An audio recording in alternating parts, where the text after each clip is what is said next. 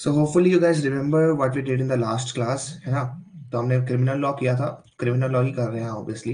But criminal law में क्या क्या कर लिया? अभी हमने क्रिमिनल लॉ का इंट्रोडक्शंस कर लिया, मेंस rea कर लिया, स्कूल्स ऑफ थॉट्स कर लिया है, एलिमेंट्स ऑफ क्राइम कर लिया है, डिफेंसेस कर, डेफिनेशंस कर लिया है हमने, इंपॉर्टेंट डेफिनेशंस उनको याद रखना। और हमने judicial immunity, mistake of fact and mistake of law कर लिया था। तो ऑब्वियसली आज हम कवर करने वाले हैं अगेन जनरल डिफेंसेस को ही, राइट? तीन पार्ट्स का एक तरह से होगा, ये सेकंड पार्ट है। थर्ड पार्ट में हम प्राइवेट डिफेंसेस, इंटॉक्सिकेशन, इनको भी कवर करेंगे। यही तो मेन टॉपिक्स है, उसके ज्यादा कुछ है नहीं फिर इंटॉक्सिकेशन के बाद। कंसेंट भी है ऐसे थोड़ा एक्सटॉर्शन वाला, ठीक है, वो देख लेंगे। कंसेंट के अंदर ही पूरा ब्रांच ऑफ होता है, like for example communication in good faith and all, so we will see that. और 95 को देखेंगे, I will discuss it later, okay. Accident को आज हम करने वाले हैं, फिर हम करेंगे नेसेसिटी को, ठीक है। Necessity is again one of the important defences, you have also done it in taught, accident और नेसेसिटी, तो हम क्रिमिनल लॉ में भी करेंगे। फिर हम करेंगे डोली कपैक्स एंड डोली इनकपैक्स। अब ये हमने थोड़ा बहुत डिस्कस किया था पिछली बार जब हम लीगल मैगजीन्स कर रहे थे, लेकिन हमने एक्सप्लिसिटली डिस्कस नहीं कर पाए, राइट, क्रिमिनल लॉ के कॉन्टेक्स्ट में। फिर हम फाइनली करेंगे मोस्ट इंपॉर्टेंट, ये आता ही आता है, unsoundness of mind. Okay, so what is unsounded of mind, ये पूरा हम डिस्कस करने वाले हैं आज। और फिर थोड़ा बहुत हम प्रैक्टिस क्वेश्चन करने वाले हैं एज पर ट्रेडिशन, राइट? तो पहला है हमारा एक्सीडेंट। तो जब हम एक्सीडेंट के बारे में बात करते हैं तो क्या समझते हैं, राइट? एक्सीडेंट यानी कि कोई भी चीज जो इंटेंशनल नहीं होती है, सीधी सी बात है। अगर एक्सीडेंट इंटेंशनल है तब तो वो एक्सीडेंट होगा ही नहीं ना। So accident is always like non intentional and all, मतलब कि तुम्हारा कभी इरादा नहीं होता लेकिन वो अचानक हो गया है ना? दुर्घटना मतलब बेसिकली जो कहते हैं। सो एसेंशियल इसका पहला बात है कि द एक्ट जो है, मतलब कि वो एक्सीडेंट होना चाहिए या मिसफॉर्च्यून होनी चाहिए। ऑब्वियसली बात है, किसी के लिए फॉर्च्यून तो होगा नहीं अगर एक्सीडेंट हो जाएगा। You are driving a car on the road and your car hit somebody accidentally, it's not a fortune for you, right? Obviously तुम्हें मतलब कि अब लड़ाई करनी पड़ेगी, इंश्योरेंस मनी लेना पड़ेगा, पैसे पे करने पड़ेंगे। फिर है the act must not be done with any criminal intention और नॉलेज। तो ये भी बहुत इंपॉर्टेंट है, अगर कोई क्रिमिनल इंटेंट और नॉलेज था एक्ट को कमिट करते वक्त तो वो एक्सीडेंट नहीं कहला सकता। फॉर एग्जाम्पल मर्डर, मर्डर जो है मतलब कि हमेशा क्रिमिनल इंटेंट से किया जाता है, इरादे से किया जाता है कि इस आदमी को मारना है, राइट? तो क्रिमिनल इंटेंट अगर है, क्रिमिनल नॉलेज भी है, अगेन देखो दोनों वर्ड यूज कर रहे हैं, नॉलेज एंड इंटेंट, तो इन दोनों में से कोई भी है तो भी वो एक्सीडेंट नहीं होगा। For example if you are, let's say for example like you are drunk and you are driving a car, तो वहां पे पहली बात तो एक तो नेग्लिजेंस आ गया, पर दूसरी चीज ये है, मान लो तुम्हारा इंटेंट नहीं है, मतलब तुम ड्रंक तो हो लेकिन तुम्हें इंटेंट नहीं है कि किसी को मारना है, तुम बस कार चला रहे हो ड्रंक हो गए, और तुम्हारे पास नॉलेज तो है that you will not be stable and you will hit someone accidentally. So यहाँ पे नॉलेज है, यहाँ पे क्रिमिनल नॉलेज है, तो उसके लिए यहाँ पे इसलिए एक्सीडेंट नहीं बोलेंगे हम। फिर है द एक्सीडेंट जो है, मतलब कि देखो ये बहुत इंपॉर्टेंट है, ये लाइन सब चेंज कर देती है। सो द क्रिमिनल जो मतलब कि एक्सीडेंट जो है वो आउटकम किस चीज का होना चाहिए, लॉफुल एक्ट का होना किस चाहिए, लॉफुल मैनर और लॉफुल मीन्स, ठीक है। तो पहली बात तो देखो एक्ट लॉफुल होना चाहिए, एक्ट लॉफुल होना चाहिए यानी कि लॉ उस एक्ट को परमिट करता है। तो you are driving a car, so law ने उस एक्ट को परमिट किया हुआ है इसलिए ड्राइव कार कर पा रही हूँ। सिमिलरली लॉफुल मैनर में, यानी कि लॉफुल मैनर क्या होगा, उस कार को तुम स्पीड लिमिट में चला रहे हो। अब लॉफुल मीन्स में, अब लॉफुल मीन्स क्या होता है, मतलब कि तो उसे सही तरीके से चला रहे हो, right? So your let's say for example you are not using a let's say may be fuel, और you have the necessary licence, like कि ये कार जो है अभी चल सकती है। फॉर एग्जांपल अभी वीएस कार, मतलब कि जो डीजल वाली कार है वो दिल्ली में नहीं चल सकती। So if you are driving that car particularly it would not be lawful, right? वो लॉफुल नहीं कहलाएगा। पहली बात वो लॉफुल एक्ट ही नहीं है अपने आप में, और अगर वो कार चला भी रहे हो तुम तो वो लॉफुल मीन्स नहीं होगा, राइट? तो लॉफुल मैनर जो होता है सिंपली लॉफुल एक्ट होना चाहिए और लॉफुल मीन्स होना चाहिए, तीनों के तीनों होना चाहिए, तभी मतलब कि सही माना जाएगा। इन तीनों में से कोई भी इलीगल हो जाता है तो वो एक्सीडेंट नहीं कहलाएगा। फिर है द एक्ट जो है, मतलब कि वो प्रॉपर केयर एंड कॉशन, अगर उसमें प्रॉपर केयर एंड कॉशन नहीं है यानी कि नेग्लिजेंस है, जैसा कि अभी हमने डिस्कस किया ड्रंक वाले केसेस में, जो हमने टॉट में भी ऐसे थोड़ा बहुत पढ़ा है ना, तो उन पर्टिकुलर केसेस में भी ये एक्सीडेंट मतलब कि नहीं माना जाएगा, राइट? क्योंकि तो वहां पे डेलिब्रेशन आ गया, नॉलेज आ गई, इंटेंट आ गया। तो पहला है विदाउट क्रिमिनल इंटेंट और knowledge, right? Without criminal intent और नॉलेज। तो इसका मतलब हुआ कि जहां पे एक पर्सन नोइंगली इंगेज करता है किसी अनलॉफुल एक्ट में और उसकी वजह से वो एक्सीडेंट कॉज करता है, तो उसे डिफेंस नहीं ले सकता है कि ही कांट टेक बिकॉज उसका क्रिमिनल इंटेंट माइंड में था। तो फॉर एग्जांपल यहाँ पे मान लो पर्सन ए है, राइट? सो पर्सन ए जो है मतलब कि वो जानबूझ के क्या करता है, बी को पंच करता है। पंच कर रहा है यानी कि बैटरी कमिट कर रहा है, असॉल्ट कमिट कर रहा है, क्रिमिनल असॉल्ट कमिट कर रहा है, क्रिमिनल फोर्स कर रहा है, यू you नो know, तो इस पर हर्ट कॉज कर रहा है, मतलब बहुत सारे लगा सकते हो चार्ज। एनीवे, तो अनलॉफुल एक्ट कर रहा है, किसी को पंच करना ऑब्वियसली मतलब कि अनलॉफुल एक्ट है, unless and until like consensual है, या मान लो थोड़ा बहुत मतलब अफेक्शनेट मैनर में कर रहे हो बिटवीन फैमिली मेंबर्स और फ्रेंड्स एंड ऑल, मतलब कि उसमें भी डिपेंड करता है, उसमें भी ऐसा नहीं कि नुआंसेस नहीं है। Anyway, so the point is कि अगर वो अनलॉफुल एक्ट में एंगेज कर रहा है और एक्सीडेंट कॉज कर रहा है तो वो डिफेंस नहीं ले सकता। क्यों? क्योंकि उसका क्रिमिनल इंटेंट वहां से प्रिज्यूम कर लिया जाएगा। इंटेंट को इन्फर करते हैं ना जनरली, कोई इंटेंट तो बोलता है नहीं मेरा इरादा है तुम्हें मारने का, मैं अब तुम्हें मार रहा हूँ, राइट? एक्सप्लिसिटली नहीं पता चलता, जनरली इन्फर करना पड़ता है। फिर है इलस्ट्रेशन, तो एक इलस्ट्रेशन देख लेते हैं। तो ए अपने मतलब कि वर्क में है, ठीक है, हैचेट से वर्क कर रहा है अपना। हैचेट एक तरह से मतलब जैसे वही एग्जांपल आपका कुल्हाड़ी होता है, लेकिन वो खोद रहे हो मतलब कोई डिगिंग करते हो, तो हैचेट एक तरह से वही उसी में से एग्रीकल्चर वेपन है। तो वो हैचेट से वर्क कर रहा है अपना। तो हैचेट का जो हेड होता है, मतलब जो उसका टॉप पार्ट होता है, वो फ्लाई ऑफ कर जाता है, मतलब वो एकदम फोर्स लगा रहा है जमीन पे, मतलब कि मार रहा है और उसका हेड जो है उड़ जाता है, ठीक है, हैचेट का। तो वो मैं एक आदमी होता है पास में खड़ा, उसको लग जाता है और उसकी डेथ हो जाती है। तो यहाँ पे जो है मतलब कि कोई प्रॉपर केयर, हेंस मतलब कि यहाँ पे क्या है, ठीक है, उसका एक्ट एक्सक्यूजेबल है। क्यों? क्योंकि उसने मतलब कि देखो, हैचेट के बारे में ये नहीं लिखा है कि हैचेट जो है प्रॉपर्ली अटैच नहीं था, या उसमें कुछ गलती थी, उसे पता ही नहीं था कि मैन मान लो साइड में भी खड़ा हो। यहाँ पे मतलब कोई भी मतलब नेग्लिजेंस उसके साइड से नहीं दिख रही। और क्योंकि नेग्लिजेंस उसकी साइड से नहीं दिख रही, मतलब कोई भी अलग से एक्स्ट्रा कॉशन की जरूरत नहीं है, जितनी भी कॉशन की रिक्वायरमेंट थी उसने मीट कर दिया है। तो इसीलिए उसका एक्ट जो है यहाँ पे एक्सक्यूजेबल माना जाएगा, यानी कि ये सिर्फ एक्सीडेंट है। तो अगर उस पर चार्ज लाया जाता है मर्डर का या कल्पेबल होमिसाइड का, तो वो डिफेंस क्लेम कर सकता है कि नहीं, ये तो एक्सीडेंट है, मेरा इंटेंट ही नहीं था ये करने का। फिर है lawful act done in lawful manner by lawful mean. Again तीनों इंपॉर्टेंट है, lawful act, lawful manner, lawful means. तो पहला तो है लॉफुल एक्ट। तो ए है वो बी को मतलब कि अपने पंच कर रहा है, राइट? मतलब कि ए और बी के बीच में लड़ाई हो रही है ऑलरेडी, मतलब ये अनलॉफुल एक्ट है। So A is beating B with fist when B की मतलब कि जो वाइफ होती है वो इंटरवीन करती है, और वो अपने साथ में बच्चे को कैरी कर रही थी, जिसकी वजह से उसको लग जाती है। अब ऑब्वियस सी बात है, अगर लड़ाई में बीच में आओगे तो लगेगी, राइट? तो इसकी वजह से बेबी जो है मतलब उसकी डेथ हो जाती है, जो बच्चे की डेथ हो जाती है। तो यहाँ पे ए बोलता है कि मैंने, मेरा इरादा तो था ही नहीं कभी उस बच्चे को मारने का, वो खुद ही आई और खुद ही उसको लग गया। तो यहाँ पे मतलब कि मेरी गलती नहीं है, बट यहाँ पे उसे डिफेंस नहीं मिलेगा। क्यों नहीं मिलेगा?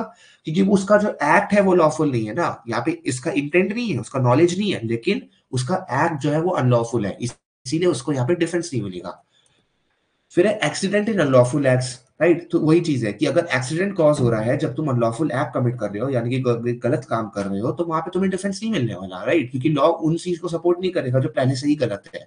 लॉ तुम्हें वही प्रोटेक्ट करेगा जहां पे तुम लॉ के दायरे में खुद घूम रहे हो। अगर तुम लॉ के बाहर ऑलरेडी चले गए हो और तुम्हारे साथ कुछ गलत हो जाता है, तो फिर लॉ तुम्हें क्यों देखे, लॉ तुम्हें क्यों प्रोटेक्ट करे? तुमने तो लॉ को ऑलरेडी ब्रेक कर दिया, राइट?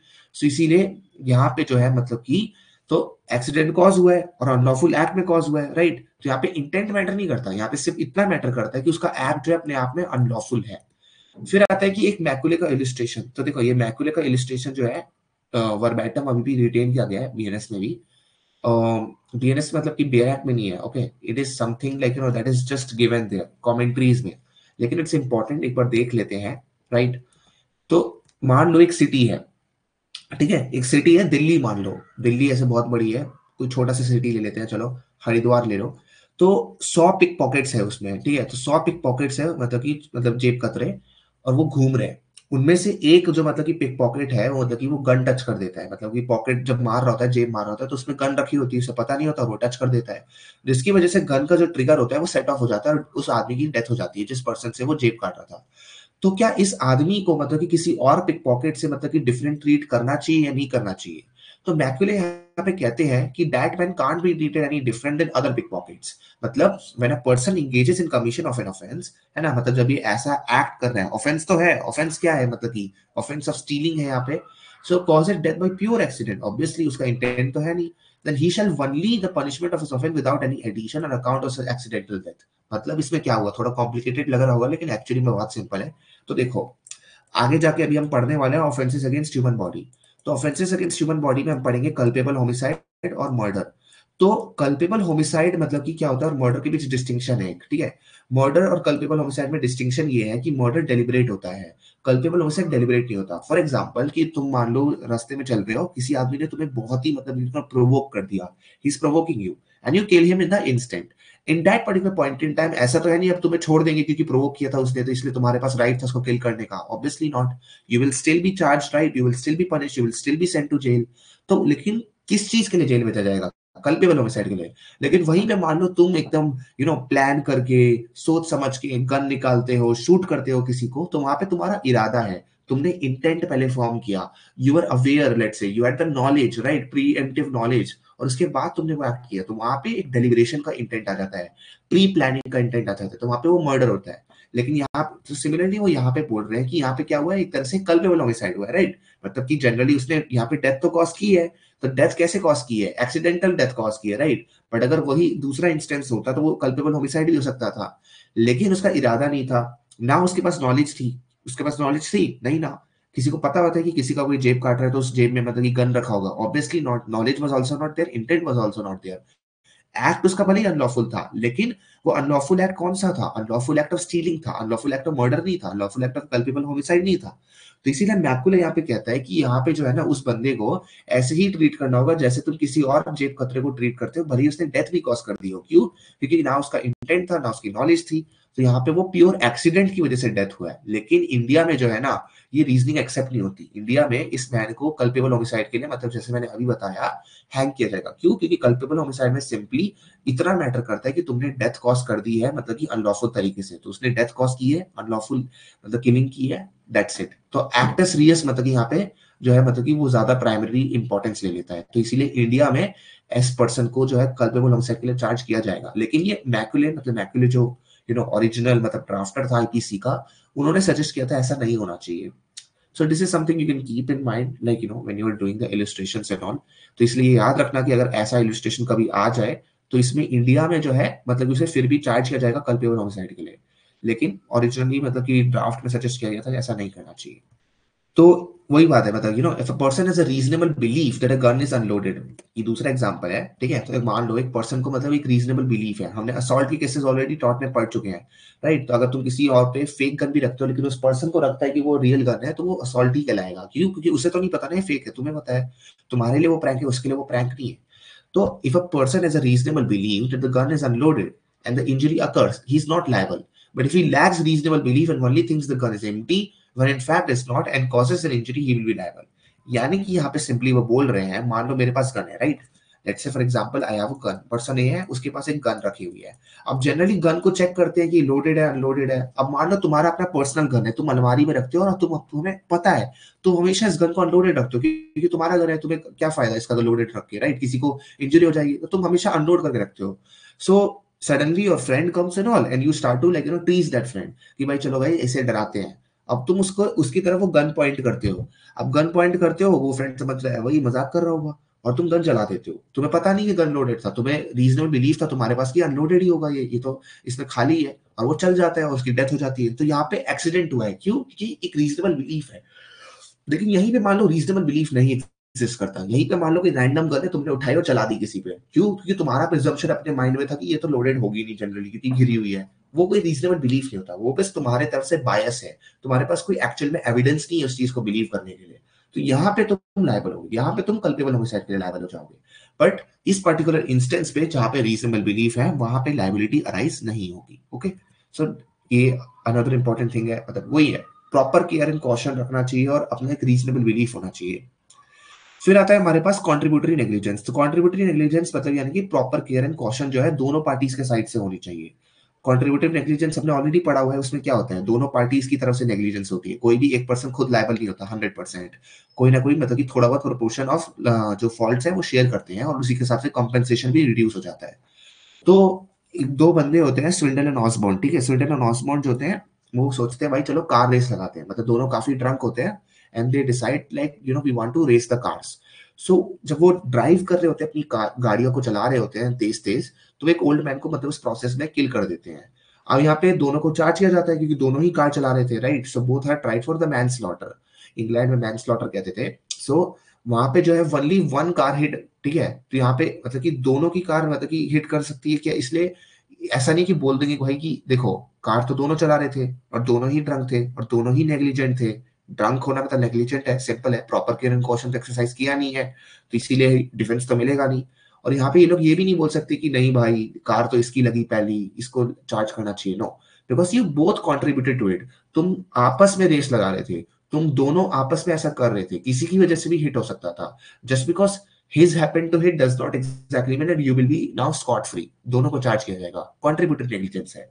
और डिफेंस की मिलेगा एक्सीडेंट का, क्यों? क्योंकि यहाँ पे प्रॉपर केयर एंड कॉशन जो है दोनों की तरफ से है ही नहीं। So any doubts before we move to necessity? Right in the chat if you have doubts और no doubts, you know, so that we can move on. नहीं, रेस्पोंडेंट सुपीरियर कहाँ से सेम होगा? रेस्पोंडेंट सुपीरियर में तो vicarious liability के बारे में हम बात करते हैं, let the principal be liable, that is completely different concept all together. Okay, let's move on then. Necessity, अभी तक ऐसे भी देखो जो भी हम कॉन्सेप्ट्स पढ़ रहे हैं तो उसके बारे में थोड़ा बहुत हमें आइडिया ऑलरेडी है, क्यों? क्योंकि हमने टॉट में ऑलरेडी कवर कर चुके हैं, राइट? बस क्रिमिनल लॉ में थोड़ा बहुत मतलब कि इसमें एसेंशियल्स आ जाते हैं, एस्पेक्ट आ जाते हैं कंसिडर करने के लिए। सो वही सब चीजें देखनी है, core concept remain same, right? Similarly criminal में थोड़ा ज्यादा सीरियस है, टॉट में इतना सीरियस नहीं था। एनीवे, तो नेसेसिटी, नेसेसिटी का 4 एसेंशियल है। अगेन, इसका पहला एसेंशियल है कि एक्ट कॉन्स्टिट्यूटिंग द ऑफेंस, मतलब जो भी एक्ट कॉन्स्टिट्यूट कर रहा है ऑफेंस को, right, is known by the wrongdoer to be likely to cause harm which is done without criminal intent. तो इसमें थोड़े बहुत इसको डिवाइड करते हैं। पहली बात तो act constituting the offence, known by the wrong doer, यानी कि रॉन्ग डूअर के पास नॉलेज है, मतलब जो पर्सन गलत काम कर रहा है उसके पास नॉलेज है। सो नोन, ठीक है, यहाँ पे नॉलेज का एलिमेंट आ रहा है के, ठीक है, के बोल देते हैं नॉलेज को। Known by the wrongdoer, likely to, ऐसा नहीं कि श्योर है, likely to cause harm, likely to cause harm which is done without criminal intent, मतलब कि तुम मान लो कोई एक्ट कमिट कर रहे हो, वो एक्ट जो है गलत है, लेकिन तुम्हारे पास नॉलेज है कि उस एक्ट की वजह से पॉसिबली हार्म कॉज हो सकता है, लेकिन तुम्हारा इरादा नहीं है कि हार्म कॉज करना। समझे? मतलब let's say for example mister A, he is doing a certain act.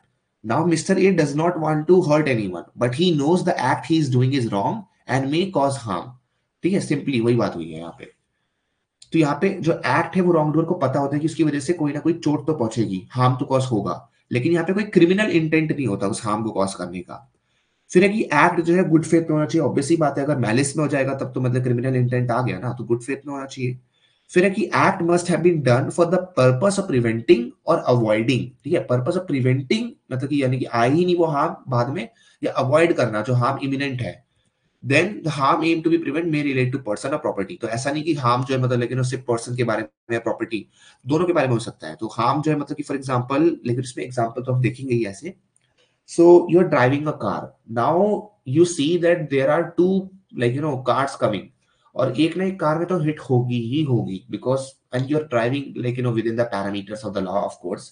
तो इस पर्टिकुलर सिचुएशन में तुम एक कार को जब हिट करते हो दूसरी कार को बचाने के लिए, तो वो कार क्योंकि तुम्हें लगती है for example is carrying more people, like you no, मतलब preventing greater harm in a वे, तो उस पर्टिकुलर इंस्टेंस में हम प्रॉपर्टी को तो बचा रहे हैं, पर्सन को भी बचा रहे हैं।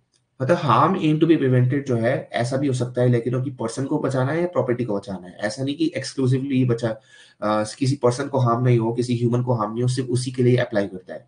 किसी प्रॉपर्टी को भी नहीं हार्म हो उसके लिए भी हम अप्लाई कर सकते हैं नेसेसिटी का principal, right? So it's basically about like, you know, committing a lesser evil to avoid a greater evil, necessary harm in a way. So this defense excuses the doing of an evil so that good may result. Simply वही बात है, ऐसा नहीं है कि morally वो evil नहीं है फिर भी, लेकिन वो morally less evil है जो होने वाला था उससे, right? कहते हैं ना, for example, committing a little evil to save the world. So it's like that kind of thing, necessity. तो लेजिस्लेटिव सैंक्शन है, यानी कि स्टेट्यूट ने इटसेल्फ इसको ऑथराइज किया हुआ है कि अगर इमरजेंसी की सिचुएशन आती है, जब मतलब तुम्हारे पास कोई रास्ता नहीं बचा है कि एक ना एक तो मतलब गलत काम होके ही रहेगा, तो इट इज लॉफुल, मतलब कि ये लॉफुल कंसीडर किया जाएगा कि तुम सारे इवेंट्स को ऐसे डायरेक्ट करो जिसकी वजह से जितना कम से कम हार्म हो वही हो, राइट? तो वहां पे वो लॉफुल कंसीडर किया जाएगा, इसमें कोई दिक्कत नहीं है। So it is based on the magazine जो हमने डिस्कस भी ऐसे पहले किया हुआ है, क्वाइट नेसेसिटस नॉन हैबिट लिजिम, he may do this, right? क्वाइट नॉन नेसेसिटस नॉन हैबिट लिजिम, मतलब वो ऐसा कर सकता है, उसके पास ये राइट है, वही नेसेसिटी में दिया गया है सिंपली। तो लॉ यहाँ पे डिस्पेंस करता है, यानी कि मतलब उन चीजों को एक्सक्यूज कर देता है जो अदरवाइज लॉफुल नहीं होते हैं, राइट? बहुत बार क्या इंस्टेंस इमरजेंसी की सिचुएशन फॉर एग्जांपल जब आ जाती है, या कभी कभार आपने देखा होगा धारा 144 लग जाता है, तो क्यों लगता है? मतलब लगता था क्योंकि अब तो बदल गया बीएनएस में, तो इसलिए लगता था ना क्योंकि उस पर्टिकुलर इंस्टेंस में सिचुएशन ही ऐसी थी कि इतनी पावर देनी पड़ती थी, इतनी पावर बढ़ानी पड़ती थी, जो एक्ट्स नॉर्मली लॉफुल नहीं होते उनको भी लॉफुल करना पड़ता था, because it is a matter of a necessity to prevent a greater evil simply. तो यहाँ पे फॉर एग्जांपल सेल्फ डिफेंस हो गया, राइट? तो अपने आप को जब बचाने की कोशिश कर रहे हो तो तुम किसी को भी मतलब लाइक रीजनेबल हार्म कॉज कर सकते हो। और वहां पे अगर तुम थोड़ा सा ज्यादा भी हार्म कॉज कर दो, क्योंकि because you are trying to literally save your life, तो वहां पे वो नेसेसिटी में ही आएगा ना, क्योंकि तुम अपनी लाइफ को बचाने के लिए लिटरली वहां पे स्ट्रगल कर रहे हो। सिमिलरली तुम वायलेंस को प्रिवेंट करने के लिए मान लो कोई इविल एक्ट कमिट करते हो, तो अगेन वहां पे भी वो डिफेंस होगा। Similarly prevention of harm to accuse at the expense of an innocent person, right. तो अगर तुम like for example let's say कोई पर्सन है वो कस्टडी में है, राइट, पुलिस की कस्टडी में है, और उसे पता चल रहा है लाइक जो भी लोग वहां पे क्राउड में खड़े हैं वो मारना चाहते हैं उस बंदे को। क्यों? अभी ट्रायल तो चलेगा, लेकिन होता है ना मॉब वायलेंस, मॉब जस्टिस। तो मतलब a policeman is trying to protect that person from the mob justice, और उस पर्टिकुलर इंस्टेंस में वो गलती से इनोसेंट पर्सन को जो वहां पे खड़े हैं उनको हार्म कॉज कर देता है। तो अगेन तुम एक्यूज को बचाने के लिए मतलब जिससे उसको हार्म कॉज ना हो ये कर सकते हो। क्यों? क्योंकि अगेन वो नेसेसिटी है। Similarly choices of evil affecting other person as a accused and all, तो ये सारे इंस्टेंसेस में necessity act as a good defence. तो आर वर्सेस डडले केस है, ठीक है, आर वर्सेस डडले बहुत ही लैंडमार्क केस है, और आई think like you should definitely remember it's name. Okay, तो इसमें क्या होता है ना, जैसे लिटरली कैनिबलिज्म से रिलेटेड है थोड़ा बहुत। तो इसमें चार बंदे होते हैं। Okay, four people were there, Stephen, Dudley, Brooks and Parker. Stephen, Dudley, Brooks and Parker. Parker इसमें मतलब कि लेकिन द विक्टिम है एक तरह से। तो स्टेफन, डडले और ब्रुक्स जो है मतलब कि एक स्टॉर्म होता है, राइट, मतलब बहुत तेज आती है वहां पे, सी स्टॉर्म होता है, और उसकी वजह से वो ओपन बोट में उनको जाना पड़ता है। उनकी जो मेन शिप होती है वो संक कर गई होती है ऑलरेडी। अब एक छोटी सी बोट है, चार लोग जा रहे हैं, कितना ही खाना होगा वहां पे। तो द फूड बिकेम स्कार्स, और 18 दिन के बाद क्या होता है ना, सब लोग मतलब लेकिन they are in the state of dying, किसी को पता नहीं अब क्या होगा आगे जाके। खाना है नहीं, पानी है नहीं, मतलब पानी टेक्निकली अब ये मत कहना कि लाइक कि सी वाटर तो है ही obviously, but sea water is not drinkable. So the thing is like everything is scarce, और सबकी डेथ की स्टेट आ गई है। तो यहाँ पे डडले जो है वो ब्रुक को बोलता है लेकिन कि देखो भाई, ये पार्कर जो है ऑलरेडी बहुत यंग है, और ये ऑलरेडी मतलब लाइक वेरी सिक है, मतलब इसकी डेथ तो ऐसे भी होने ही वाली है हमसे ज्यादा फास्टर में। तो हम क्या करते हैं कि इससे बढ़िया हम सब लोग मरे, तीनों के तीनों, हम क्यों ना पार्कर को मार देते हैं और इसको खा लेते हैं। लेकिन वो क्या करते हैं, बेसिकली रिफ्यूज करते हैं इनिशियली। ठीक है, इनिशियली जो है मतलब कि ये लोग रिफ्यूज करते हैं, लेकिन उसके बाद क्या होता है, 20th डे में पार्कर को किल कर देते हैं। अब इसमें दो लोग पार्टिसिपेट करते हैं, डडले और ब्रुक। लेकिन ये फिर देखा जाता है कि जब डडले और ब्रुक ने किल कर दिया पार्कर को, तो स्टेफन भी मतलब कि खाना खाता है, मतलब लेकिन स्टेफन भी मतलब ईट करता है, सैल्वेज करता है पार्ट्स को। सो यहाँ पे देखा जाता है कि there was no chance of saving the life unless by sacrificing someone which they did, मतलब यहाँ पे तो कोई चांस ही नहीं था। अगर वो नहीं मारते पार्कर को और वो नहीं कैनिबलिज्म करते, then there was no way to live. So, do you think in this particular situation, they will get the benefit of necessity? What do you think? You can apply your moral sense, okay? Like, do you think in this particular situation they should get the defense of necessity? Write in the chat. Another question: are you saying this like सब no बोल रहे हैं?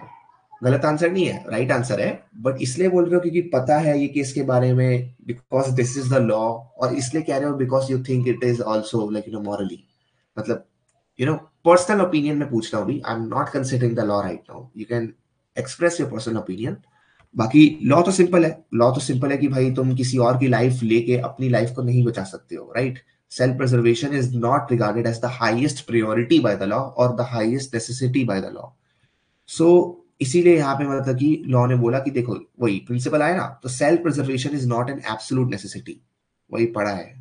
तो self preservation is not an absolute necessity, पहला principal, क्योंकि वहां पे case चला था ना लिटरली, आर वर्सेस डडले, इनको ट्राई किया गया था। तो इन्होंने बोला कि ठीक है तुम्हारे पास कोई और चॉइस नहीं था, तो then the better option would have been to kill yourself literally और take your own life, but you can't take someone else life even if it's necessary to save your own life, because self preservation is not considered as an absolute necessity.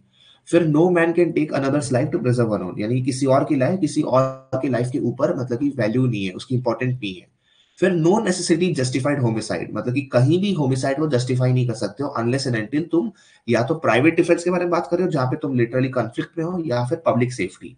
So the only one who has the power and the rightness to take the right is either, अगर मतलब तुम खुद attacked हो रहे हो किसी से, या फिर पब्लिक सेफ्टी को इंश्योर करने की कोशिश कर रहे हो, यानी कि जो पुलिसमैन है, अथॉरिटीज है, उनके पास है, स्टेट के पास राइट है, मतलब राइट। तो ये तीन प्रिंसिपल्स आते हैं आर वर्सेस डडले से, तो यानी कि ये दिखाता है नेसेसिटी की लिमिट क्या है, राइट। नेसेसिटी की लिमिट मतलब हर चीज में एक्सटेंड नहीं हो सकती। फिर आता है हमारे पास अब प्रिंसिपल डोली कपैक्स एंड डोली इनकपैक्स, राइट, डोली कपैक्स एंड डोली इनकपैक्स। नेसेसिटी में कोई doubt? First of all then we can move on to doli capax and doli incapax. तो देखो, डोली कैपेक्स, डोली इनकैपेक्स, वर्ड समझना है हमें यहाँ पे, ठीक है, वर्ड समझना है यहाँ पे, डोली कैपेक्स एंड डोली इनकैपेक्स। तो यहाँ पे वर्ड जो मतलब कि क्या बैठ रहा है, मतलब क्या दिख रहा है, लेकिन वो कॉमन है, डोली कैपेक्स इनकैपेक्स। इनकैपेक्स यानी कि मतलब इनकेपेबल, कैपेक्स यानी कि कैपेबल, राइट। सो डोली कैपेक्स यानी कि मीन कैपेबल ऑफ क्राइम, डोली इनकैपेक्स means like incapable of crime. तो डोली मींस क्राइम है यहाँ पे, ओके। डोली यहाँ पे मतलब, डोली का मतलब है क्राइम और कैपेक्स का मतलब है कैपेसिटी। तो इनकैपेक्स क्या हुआ वहां पे, इनकैपेसिटी हुआ। तो डोली कैपेक्स यानी कि कैपेबल ऑफ क्राइम, डोली इनकैपेक्स इनकेपेबल ऑफ क्राइम। तो अगर बच्चा मान लो 7 साल से नीचे है, 7 साल से नीचे है, तो उसे डोली इनकैपेक्स ट्रीट किया जाएगा। यानी कि उसके पास एब्सोल्यूट इम्यूनिटी है, उसके पास बिल्कुल इम्यूनिटी है, उसके लिए मतलब ऐसी कोई भी सिचुएशन जनरली नहीं होगी कि उसको लायबल कर सकते हो। वो कुछ भी कर सकता है, लेकिन तुम उसे पनिश नहीं कर सकते हो लीगली, ऑफ कोर्स मॉरली तो कर ही सकते हो, लीगली नहीं कर सकते मनुष्य से, right, because is absolute immunity. और क्यों एब्सोल्यूट इम्यूनिटी, क्योंकि 7 साल तक बच्चे का ब्रेन इतना डेवलप ही नहीं होता कि वो इतना मतलब लाइक सोच सके, समझ सके और ऐसा इंटेंशन फॉर्म कर सके जिससे कि वो क्राइम कमिट करे। अब of course like you can argue the times are changing, people are maturing faster, but अभी तक यही सिचुएशन है, राइट। रिकॉग्निशन इस पर्टिकुलर इंस्टेंस पे हम चल रहे हैं।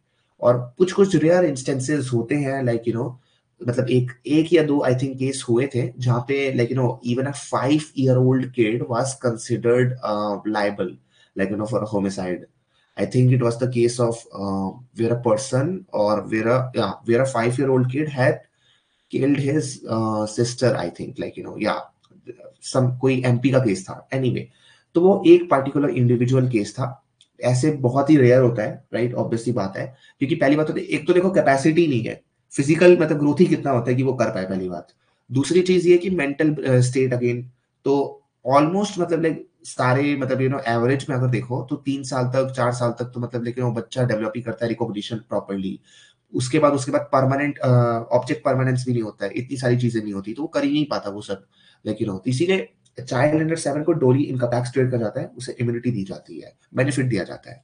अब चाइल्ड उसके बाद जब 7 के अबव हो जाता है, राइट, 7 के अबव हो जाता है लेकिन 12 के नीचे होता है, तो भी उसको इम्यूनिटी मिलती है, लेकिन वो इम्यूनिटी तभी मिलती है वो जब प्रूव कर पाता है या कोई उसके यहाँ पे प्रूव करता है कि इसके पास सफिशिएंट मेच्योरिटी नहीं थी, अंडरस्टैंडिंग नहीं थी, राइट। तो वहां पे उसे क्वालिफाइड इम्यूनिटी मिलती है। तो क्वालिफाइड इम्यूनिटी होती है मतलब कि वो तभी मिलती है जब उसके पास सफिशिएंट मेच्योरिटी अंडरस्टैंडिंग नहीं है। मतलब यहाँ पे प्रिजम्पशन पहले पार्ट से ये नहीं होता लाइक कि ये अच्छा, ये तो बच्चा ही है, इसके पास इम्यूनिटी होनी चाहिए। यहाँ पे तुम प्रूव करके उसके लिए मतलब इम्यूनिटी गेन कर सकते हो, मतलब यहाँ पे पॉसिबिलिटी है इम्यूनिटी लेने की, लेकिन immunity from the start itself नहीं मिल जाती। और अब मान लो चलो कोई 12 साल के बाद भी डोलिन का पैक्स मतलब या सफिशिएंट मेच्योरिटी नहीं गेन कर रहा, तो उस पर्टिकुलर इंस्टेंस में तो अनसाउंडनेस ऑफ माइंड है ही हमारे पास, है ना, वो तो जनरल प्रिंसिपल है, सबके लिए लग सकता है। तो वो उनमें उनमें मतलब कि कवर्ड हो जाते हैं। सो इट्स नॉट लाइक कि अगर 12 साल के बाद भी कोई ऐसा है तो वो कवर्ड नहीं हो रहे हैं, वो भी कवर्ड हो जाते हैं। ये सिर्फ स्पेसिफिक बच्चों के लिए बनाया गया है, तो इसलिए बच्चों के लिए दिया गया है। तो it is also important again, मतलब देखो हमेशा आएगा ये, ठीक है, कहीं भी हम बात कर रहे हैं, इनकैपेसिटी बात करो, इंटॉक्सिकेशन बात करो, अनसाउंडनेस बात करो, बट ये आएगा ही आएगा कि जो must exist at the time of the commission of the act. तो लॉ को यहाँ पे ये मतलब नहीं है कि तुम पागल हो, तुम क्या हो, you could be an idiot, you could be unsound, but वो मैटर नहीं करता अगर तुम time of the commission of the act के वक्त प्रॉपर सेम माइंड में थे। मैटर इतना करता है कि तुम जब वो काम कर रहे थे, जो गलत काम तुमने किया, जो लॉ पनिश करता है, उस समय तुम्हारा क्या मेंटल स्टेट था, तुम्हारी क्या स्थिति थी, वो मैटर करती है। अगर वो मतलब कि लॉ बोलता है कि नहीं, ये जो मतलब लाइक मेंटल स्टेट था वो खराब था, वो मतलब लाइक डोली इनका पैक्स में आ सकता है, इनकैपेसिटी में आ सकता है, तो हम मतलब उसे डिफेंस देंगे। हाँ, मतलब आजकल के बच्चे, उसमें गलती किसकी है, अब गलती वही है लेकिन वो सोसाइटी की है। ज्यादा पीपल नेग्लेक्ट करते हैं parenting and all. Again I do not want to go into that discussion, let's leave that out. तो इंग्लैंड में देखो एब्सोल्यूट इम्यूनिटी जो है मतलब कि बच्चों को दी गई है, वो चलते रहेगा। देखो रिलैप्स होगा, ठीक है, वेस्टर्न सोसाइटी में भी रिलैप्स हुआ था थोड़ा बहुत, अब वहां पे भी इंप्रूव हो रही है situation. So I think we are going through that same phase, eventually we will arrive at the situation, arrive at the point that we will again go back to the traditional practices. So अभी phase की बात है बस, simply. कोई नहीं, कोई नहीं, anyway, focus focus. तो देखो इंग्लैंड जो है मतलब कि वहां पे एब्सोल्यूट इम्यूनिटी दी गई है बच्चों को 10 साल तक, ओके, एंड क्वालिफाइड दी गई है 14 ईयर तक। So a boy under 14 in England can't be convicted of crimes like rape. Again, qualified immunity. यहाँ पे बहुत इंपॉर्टेंट है, ये याद रखना, इसको मतलब गलत मत समझ लेना। ये पूछेंगे नहीं इंग्लैंड के बारे में generally, but like you no इसको गलत मत समझ लेना। दे कैन चार्ज्ड, लेकिन उनको क्वालिफाइड इम्यूनिटी बस दी गई है। अंडर 10 तो बिल्कुल नहीं होंगे, ऑब्वियस सी बात है, वो तो लिखा ही गया है। अब ये क्लियर नहीं है कि वहां पे 10 साल के बच्चों को एब्सोल्यूट इम्यूनिटी दी गई है और हमारे यहाँ बस 7 साल तक दी गई है। तो it's not really clear as to like even in our country whether it should be up to the 10 or whether it should be up to the 7 also there, right? वो लॉ पे डिपेंड करता है, वो हमारे बस का बात नहीं है। बस इतना याद रख लेना कि इंग्लैंड में एब्सोल्यूट इम्यूनिटी 10 साल तक है, हमारे यहाँ 7 साल तक है।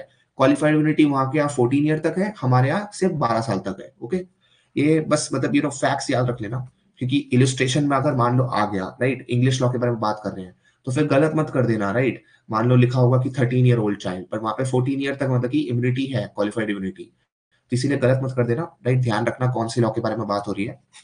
फिर criminal responsibility is thus only if there is maturity understanding. और ऐसी बात है, अगर तुम्हारे पास मैच्योरिटी अंडरस्टैंडिंग नहीं है, if you can't understand what you are doing, how can we charge you?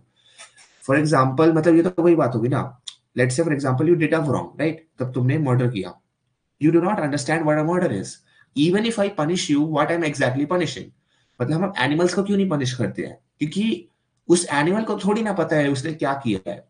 The animal is only acting like an animal. So similarly, an unsound person is only acting like an unsound person. It does not have the state of mind to even comprehend the punishment you're giving to that person. तो इसीलिए criminal responsibility तभी होती है जब maturity of responsibility होती है, maturity of understanding होती है, वो समझ पाते हैं कि वो क्या कर रहा है। अगर वो समझ ही नहीं पाएगा तो उसको फिर हम क्या रिस्पॉन्सिबिलिटी उस पर प्लेस करेंगे?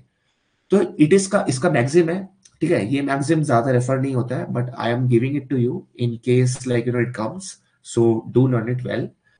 क्यूआ मैलिशियस सप्लेट एक्टेडन, malice makes up for age, यानी कि इसका कहना है कि भले ही एज कम हो, राइट, मतलब जैसे फॉर एग्जांपल आजकल कहीं देख लो, सो एज मैटर नहीं कर रहा, मतलब कि even a person who is, let's say for example in today's time 7-year-old or 8-year-old and all, they can be pretty malicious, they can be pretty evil, right? And a person who is, let's say 20 or 19 or like you know even 15 and all, they cannot be malicious. So कभी कभार क्या होता है कि malice इतना होता है, like you know they make up for the age, they make up for the general expectation of not maturity at that age. तो malice makes up for the age. अगर तुम मैलिस है यानी कि तुम्हारा गलत इरादा है और तुम ऐसे एक्ट कर पा रहे हो, तो पता चल जाता है कि तुम्हारे पास सफिशिएंट मैच्योरिटी ऑफ माइंड है, क्योंकि इविल को एक्ट करने के लिए, गलत काम करने के लिए भी एक शातिर दिमाग चाहिए होता है, राइट। एक शातिर दिमाग चाहिए होता है, यानी कि मैच्योरिटी होती है। सो यही बोल रहे हैं कि malice makes up for the as.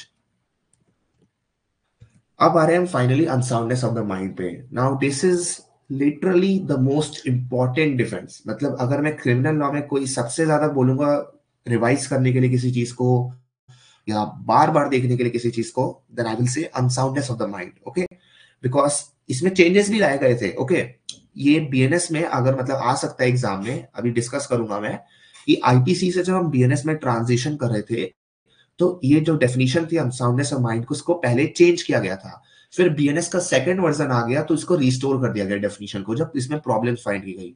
तो चलो अभी देखते हैं इसमें क्या हुआ है। पहला है मतलब कि देखो, this is one of the most you know discuss and the important general differences. यहाँ पे वर्डिंग मॉडिफाइड की गई थी इनिशियल ड्राफ्ट में, फिर रिस्टोर हो गई। तो पहली बात तो थोड़ा बहुत देख लेते हैं ओल्ड टेस्ट, मतलब ओल्ड टेस्ट यानी कि ओरिजिन। सारा ओरिजिन इंडिया से है नहीं, इंग्लिश लॉ से है, तो हम ओरिजिन थोड़ा ट्रेस करते हैं पहले, ठीक है, क्या क्या टेस्ट थे। तो पहले टेस्ट था wild beast test. Okay, wild beast test था पहले, बस आर वर्सेस आर्नोल्ड केस में आया था। इसमें बोला गया कि एक पर्सन जो है वो एग्जेम्पशन क्लेम कर सकता है लाइबिलिटी से, अगर उसको पता ही नहीं वो क्या कर रहा है। मतलब सिमिलरली वो ये बोल रहा है कि अगर उसे नहीं पता, मतलब वाइल्ड बीस्ट की तरह है, राइट। वाइल्ड बीस्ट क्या होते हैं, मतलब वो अपना इंस्टिंक्ट पे एक्ट करते हैं, राइट। एक शेर है, शेर क्या करेगा, शेर को खाना खाना है, वो खाएगा, वो ये नहीं सोचेगा कि भाई लाइक यू नो ये पर्सन जो है इसने मतलब like you know they need a father, they need a mother और something like that. They will not you know go into the complexities of the family structure. They want to eat, they will eat, they want to hunt, they will hunt, they want to sleep, they will sleep, simple as that. So wild beast क्या है, wild beast सोचता नहीं है, उसके पास intelligence नहीं है। तो यहाँ पे यही बोला गया आर वर्सेस नोन में कि जो पर्सन के पास you know unsoundness of mind है, मतलब जो सोच नहीं सकते, जो रीजन नहीं कर सकते, वो एक तरह से इंसान होते हुए भी जानवर की तरह है। और वो जानवर की तरह है तो उनको हम ट्रीट कैसे करेंगे, उनको पनिश कैसे करेंगे? so that person can claim an exemption from the liability, यानी कि उसको हम उस पे liability प्लेस नहीं कर सकते, उसको डैमेज पे नहीं करना पड़ेगा, उसको पनिशमेंट सफर नहीं करना पड़ेगा, क्योंकि वो वाइल्ड बीस्ट की तरह है, it's pointless to punish that person.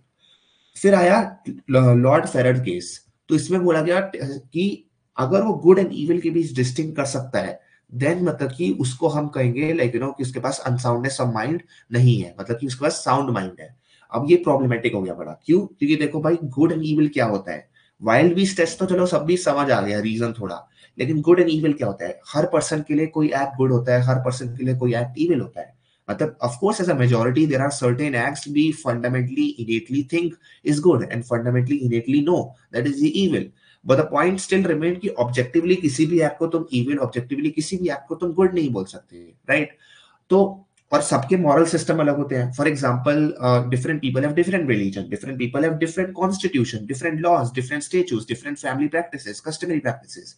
तो इतनी सारे डिफरेंट सर्कमस्टांसेस होते हैं। The way you are raised, the way your family is, the way your law is, the way your customary practice is, and the way my customary practice is, they're all different. So due to all that, our thinking is different, our way of perceiving things is different, and our judgment ability is different. तो मेरे लिए जो good होगा जरूरी नहीं आपके लिए वो गुड हो, और जो मेरे लिए ईविल होगा जरूरी नहीं आपके लिए वो ईविल हो, राइट? सो यहाँ पे वो ये प्रॉब्लमेटिक हो गया थोड़ा डेफिनेशन लॉर्ड फेरड के केस में, लेकिन इसको ये डाला गया। ये सेकंड टेस्ट है हमारा, test of the ability to distinguish between good and evil and all. यहाँ पे प्रॉब्लम ये आई कि मतलब ये एक particular kind of ideology impose की जा सकती थी स्टेट की तरफ से, कि अगर तुम कोई पर्सन इस एक्ट को ईविल नहीं मानता तो बोल देंगे ये पर्सन अनसाउंड है, right? So it was a very dangerous kind of times in a way. फिर आया थर्ड टेस्ट। थर्ड टेस्ट आया इनसेन डिल्यूजन टेस्ट। तो ये लॉर्ड हैडफील्ड के केस में आता है। तो इसमें बोलते हैं कि पर्सन मतलब कि अटेम्प्ट करता है किंग जॉर्ज III का असैसिनेशन उसमें, तो उसको मतलब बोलते थे कि ये पर्सन जो है ना बड़ा ही इंसेन है। अब देखो इंसैनिटी की डेफिनेशन क्या होती है, तो आइंस्टाइन ने इंसैनिटी की डेफिनेशन सिंपली दी थी कि अगर तुम एक एक्ट को करते हो, मतलब for example you know a certain act, right? So you continue to do a certain act knowing it's always going to produce the same result. That is the definition of insanity. मतलब कि अगर मान लो मेरे पास एक pen है, उस pen को मैंने अपने हाथ में रखा हुआ है और वो पेन को मैं छोड़ देता हूं, तो वो पेन क्या होगा? पेन गिरेगा ग्राउंड पे, राइट? सीधी सी बात है, द लॉ ऑफ ग्रेविटेशन। अब मैं वो पेन को फिर से पकड़ता हूँ और फिर मैं छोड़ता हूँ, फिर पकड़ता हूँ, फिर छोड़ता हूँ। I keep doing that and I am expecting as if something else will happen, मतलब कि कुछ और हो जाएगा अगर मैं 100 बार पकड़ूंगा, 200 बार पकड़ूंगा। बट ऑब्वियसली हर बार वो गिरेगा, ऐसा तो है नहीं कभी भी स्काई में चला जाएगा, right? Provided of course I don't go to space, वो हर बार मतलब कि नीचे ही गिरेगा। सो इंसैनिटी की डेफिनेशन होती है कि तुम एक ही एक्ट कर रहे हो, एक ही काम कर रहे हो, लेकिन बार बार समझ रहे हो कि जैसे उससे कुछ और होने वाला है, right? That is the definition of insanity. तो इसीलिए इनसेन डिल्यूजन टेस्ट कहा गया कि अगर कोई पर्सन मान लो ऐसा काम करता है, ऐसे बिहेव करता है, और वो हर बार मतलब उससे डिफरेंट रिजल्ट एक्सपेक्ट करता है, वो समझ ही नहीं पाता कि इससे सेम ही रिजल्ट आने वाला है, तो that is the definition of the insanity. उसको एक डिल्यूजन है, उसको एक इंसेन माना जाएगा पर्सन को, राइट? तो इसीलिए यहाँ पे इंसेन डिल्यूजन टेस्ट आया। फिर आता है हमारे पास मतलब कि test of capacity to distinguish between right and the wrong. Again मतलब लॉर्ड फेरर केस में जो था वही बाउलर केस में वापस आ गया। And after the Bowler case, then we finally come to what is the most important case, M. Norton rules, जो कि इंडिया में अप्लाई होते हैं। M. Norton rules is the entire core concept of it, मतलब कि हमारा जो अभी अनसाउंडनेस ऑफ माइंड पे जितना भी प्रिंसिपल्स है। तो इसमें क्या होता है, डैनियल एम नॉर्टन एक बंदा होता है, ठीक है, डैनियल एम नॉर्टन। अब वो सफर कर रहा था, ठीक है, वो सफर कर रहा था मतलब एक इंसियन डिल्यूजन से, उसने बीमारी थी एक, उसको टेस्ट किया गया था उसके लिए। तो डैनियल जो है मतलब कि एक इंसेन डिल्यूजन से सफर कर रहा था कि जो एडवर्ड ड्रमंड है, मतलब राइट तो एडवर्ड ड्रमंड जो मतलब कि उसको वो समझता है कि रॉबर्ट पील है। वो समझता है कि मतलब उस समय क्या होता है, ब्रिटेन का एक प्राइम मिनिस्टर होता है रॉबर्ट पील, सर रॉबर्ट पील।